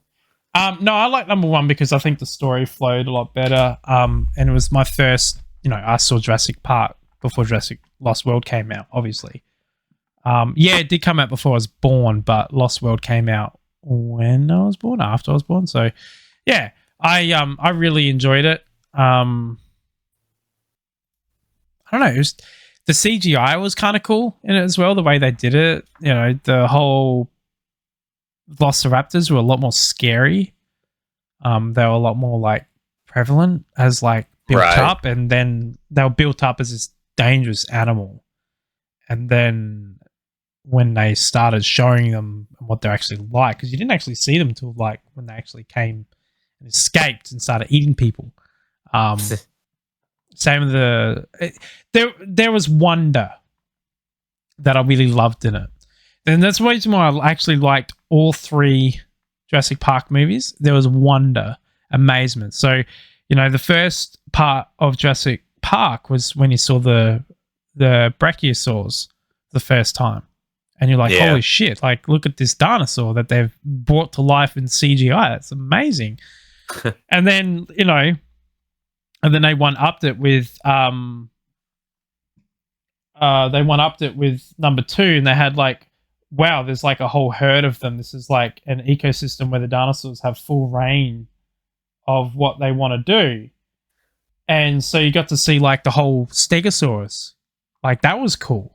Seeing all the Stegosaurs, because Stegosaurs are a cool animal.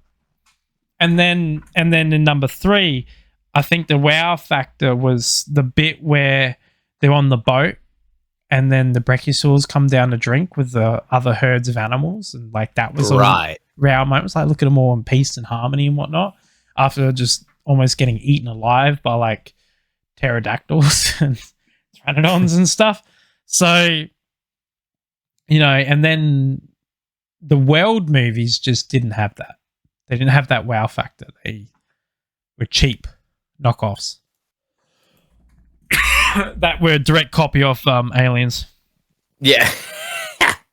Once they start going, we're going to make these animals into biological weapons, that's when you lose me.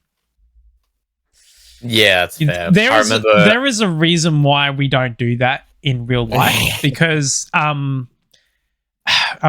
do it with dogs, but like dogs are a little bit easier, and we're not really training them to, be a weapon. We're training them to be a tool. What they want to do in these movies, like Aliens and that, is to have them to be a weapon. You just throw this weapon in there and let it run muck and do the damage for you. It would not work.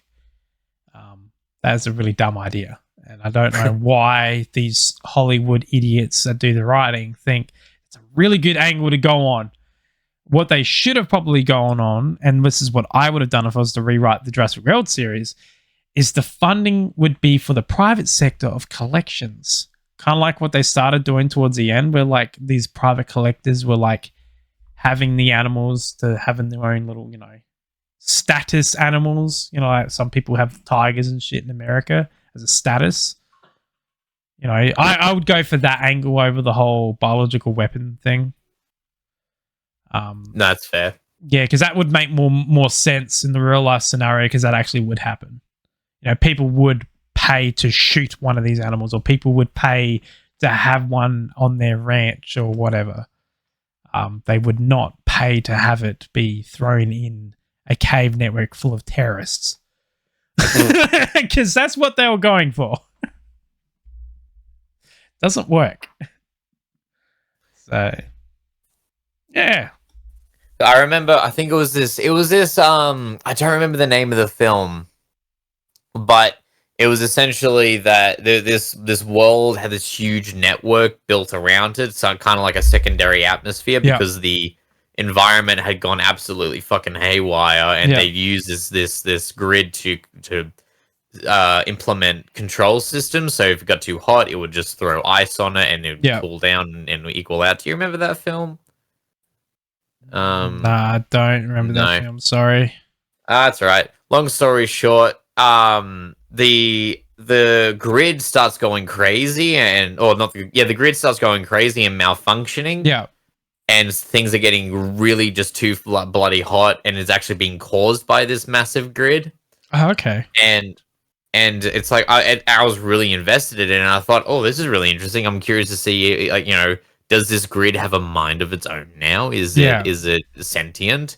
And it got about 2/3 of the way through the film, and it's like, nah, people are just manipulating the fuck out of different things, and that's the cause of all these fuck ups. That moment, I was just like, I don't care about this film anymore. I was just so uninvested. I just didn't care. I was just there. At that point, I'm like, fuck, I may as well just finish this film off because I already paid for it. Yeah. But fuck, that movie was such a disappointment. It sucks when movies do that. They like fall short. The writing is the problem. Like, you can have as many fucking A-grade actors in something, but if the writing is shit, it just falls flat. And The biggest one for this is the last season of fucking Game of Thrones. The writing was short, and the actors tried to hold a piece of turd up, and obviously the turd just covered everything in shit. Now there's a stain in the back of your throat that you fucking... I will go down in history. It'll be on my deathbed. I'll put on my tombstone. Game of Thrones final season. Suck dick.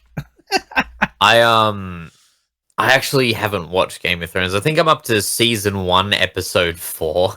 Yeah, I'd seen it all. I was watching it weekly when it was out coming out. Yeah. I didn't. I never liked. I'm not really a medieval setting kind of person. I'm more of a sci-fi kind of person.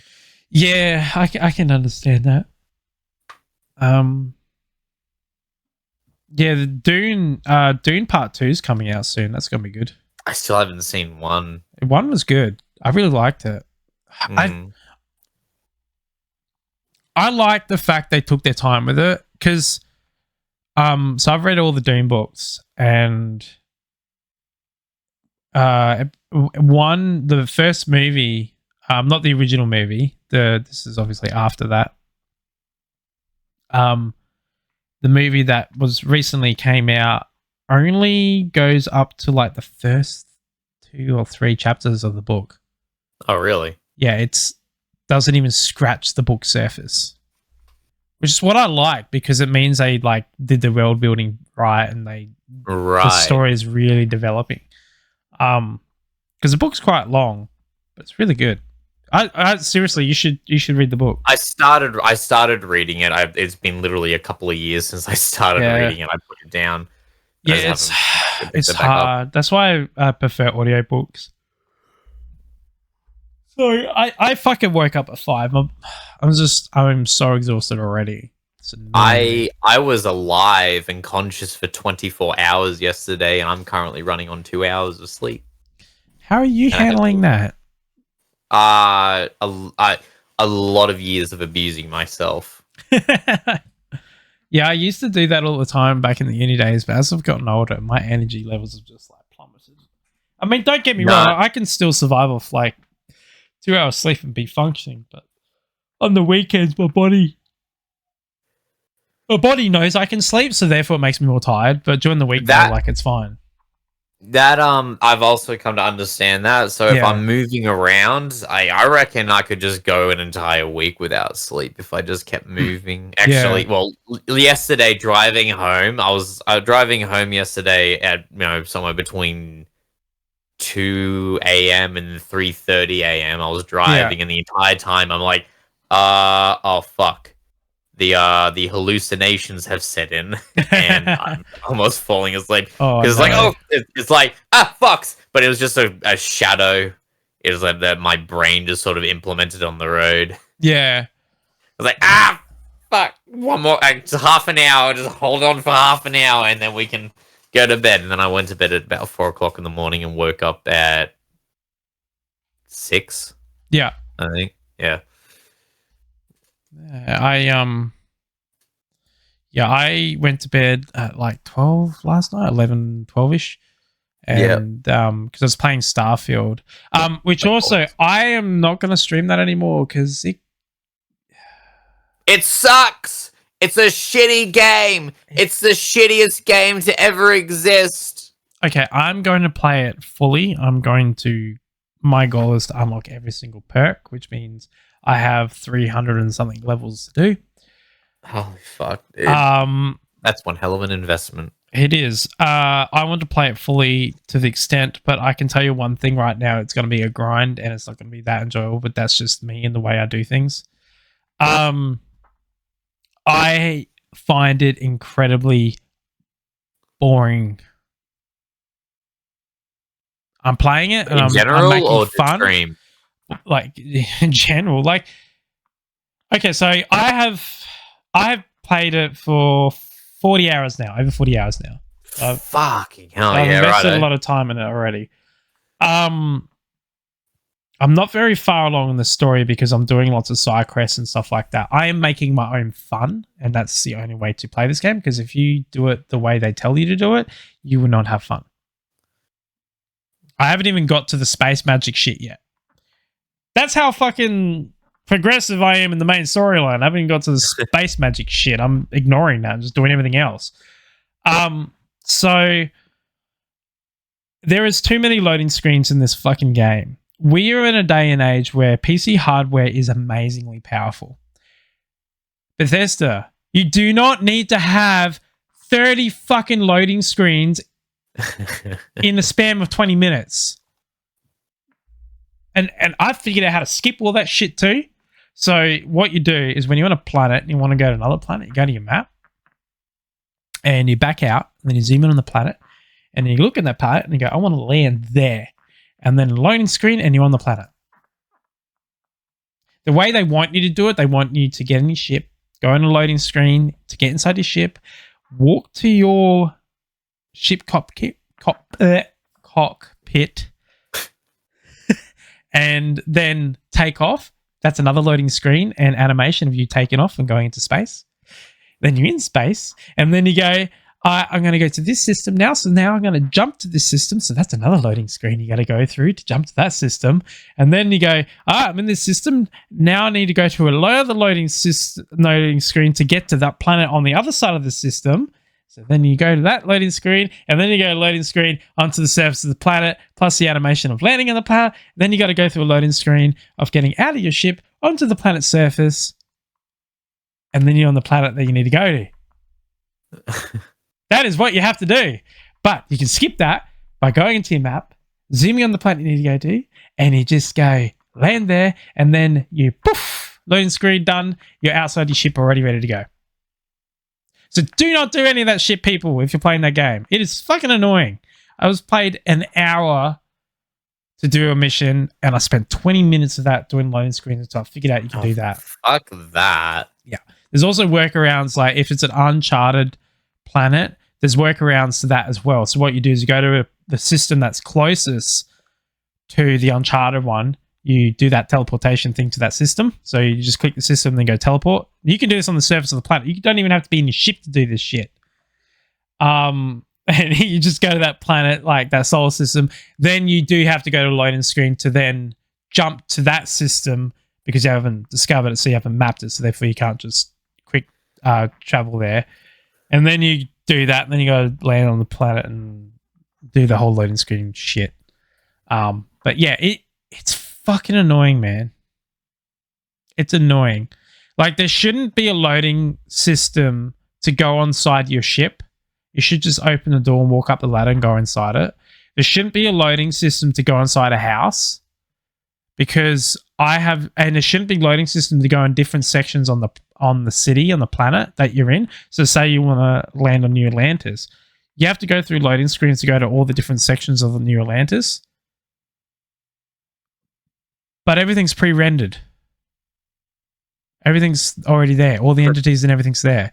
So I've been doing a glitch where you go onto the map. It's the old Whiterun glitch. And you go into the chests and take all the money of the vendors that they have access to. And I've been doing that several times to build all the money up because this game's so grindy and slow that I'm cheating so that way I can make it more fun. Because fuck playing it legitimately because these guys half-assed everything. You had how many years to fucking build this thing up and you just half-assed it all. So yeah, I'm going to fucking break your game and glitch your game and play it the way I want to bloody play it because these guys suck. You had one job. You made it beautiful and it didn't make it buggy, and I'm proud of you for doing that, but you fell fucking short because you bit too much more than you can chew. That's what I think's happened. And yeah, so I'm not going to stream it because it's just super boring watching me just go through loading screen after loading screen and watching me just talk to this person and then just not doing anything. So I'm going to play it in my own time, and I'm not streaming it anymore because fuck them. But it is the only good game out at the moment. I still haven't finished Star Wars, so I've got to finish that as well. But there's Halo Wars with mods. Yeah, when I want to have when I want to have fun and I'm not by myself, I'll play those games. When I'm bored and have nothing better to do, Starfield grind it is. So yeah, that's how I feel about Starfield. And they also cosmetically as well looks pretty shit. It's in the future. It's like 21. It's even older than that. Like it's way in the future, and yet their spacesuits are still like. I get the NASA punk thing. I really NASA do. Punk, that's new. Yeah, that's the thing that they went for. NASA punk. I get it, and it's cool, but it should only be one brand that does it. All the other brands should be like normal space attire. Like SpaceX suits are normal looking suits. They're not puffy or anything. They look good. They look slim. They look like a nice, presentable, formal spacesuit. Why can't you have that in like 2,000 years in the future? I don't get it. So, yeah. Anyway, rant over.